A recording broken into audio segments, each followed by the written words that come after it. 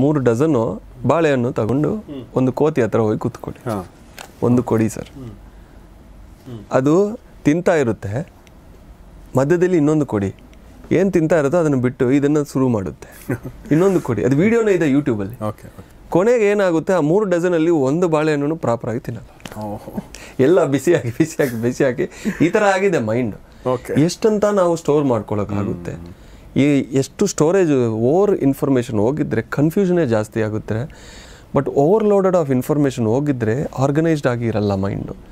ನೋಡಿ, ಬೇಡ ಅಂತ ಹೇಳ್ತಾ ಇಲ್ಲ, ಫೋನ್ ನೋಡಿ ಎಲ್ಲ ನೋಡಿ. ಬಟ್ ನೀವು ಯೂಟ್ಯೂಬು ನಾವು ಹೋಗಿ ಸರ್ಚ್ ಮಾಡ್ತೀವಿ ನಮಗೇನು ಬೇಕು ಅಂತ. ಬಟ್ ಫೇಸ್ಬುಕ್, ಇನ್ಸ್ಟಾಗ್ರಾಮಲ್ಲಿ ಸರ್ಚ್ ಮೆಕ್ಯಾನಿಸಮ್ ಇಲ್ಲ. ಅಲ್ಲೇನು ಬರ್ತೇನೆ, ಯಾಕೆಂದರೆ ಅಲ್ಗಾರಿದಮ್ ಆ ಥರ ಡಿಸೈನ್ ಮಾಡಿದ್ರು. ನಿಮಗೆ ಏನು ಇಂಟ್ರೆಸ್ಟ್ ಇದೆಯೋ ಅದು ನಮ್ಮ ಬಗ್ಗೆ ಯಾರಿಗೆ ಚೆನ್ನಾಗಿ ಗೊತ್ತಾ?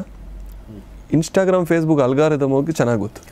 ನಮಗೆ ಯಾವ ಕಲರ್ ಇಷ್ಟ, ನಾವು ಏನು ನೋಡ್ತೀವಿ, ಎಷ್ಟು ಟೈಮ್ ಸ್ಪೆಂಡ್ ಮಾಡ್ತೀವಿ, ಪ್ರತಿಯೊಂದೂ ಅಲ್ಗಾರಿದಮ್ಗೆ ಗೊತ್ತು.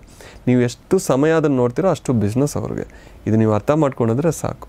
You are giving business to others ಅಂತ ಅರ್ಥ ಆಗುತ್ತೆ.